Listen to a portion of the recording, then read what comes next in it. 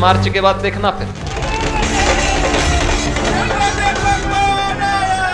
मैं आदित्यनाथ योगी ईश्वर की शपथ लेता हूं कि नमस्कार।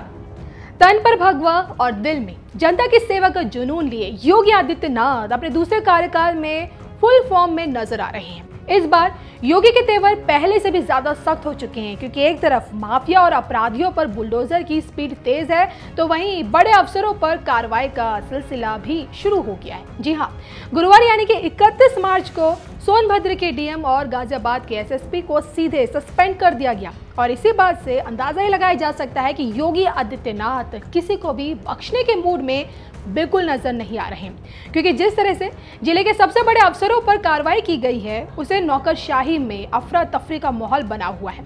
अफसरों में जरा से भी चूक हुई तो उनकी कुर्सी जाने की 100% गारंटी है, क्योंकि योगी सरकार का सीधा सा फॉर्मूला है, जो काम का नहीं उसे बाहर का रास्ता दिखाया जाए।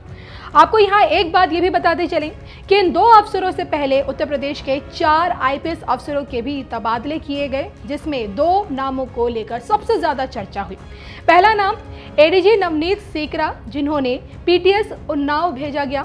दूसरा नाम डीआईजी धर्मेंद्र सिंह, जिनको डीआईजी आरटीसी चुनाव बनाकर भेजा गया और इन अफसरों की नई पोस्टिंग से चर्चा आम हो गई है। जी हाँ, लेकिन अब उत्तर प्रदेश में बारी उन आईपीएस और आईएएस अफसरों की है जो चुनाव के दौरान बदली सरकार के अंदेशों में समाजवादी पार्टी के खेमे से कनेक्शन साधने लगे थे। जी हाँ, कई बार सपा अध्यक्ष अखिलेश यादव ने भी कहा था कि इस सरकार के कई अफसर अब उनको सूचना दे रहे हैं, उनके संपर्क में आने की कोशिश में है। अब योगी सरकार इन्हीं अफसरों की कुंडली खंगाल रही है।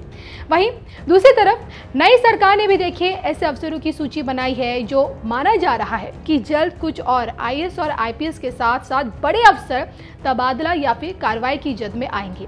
फिलहाल देखिए, अब तक अफसरों पर की गई सस्पेंशन की कार्रवाई हो या फिर तबादला कर शंट पोस्टिंग पर भेजने का आदेश, ये तय हो गया है कि इस बार सरकार की निगाह छोटी मछलियों पर नहीं बल्कि बड़ी बड़ी मछलियों पर है।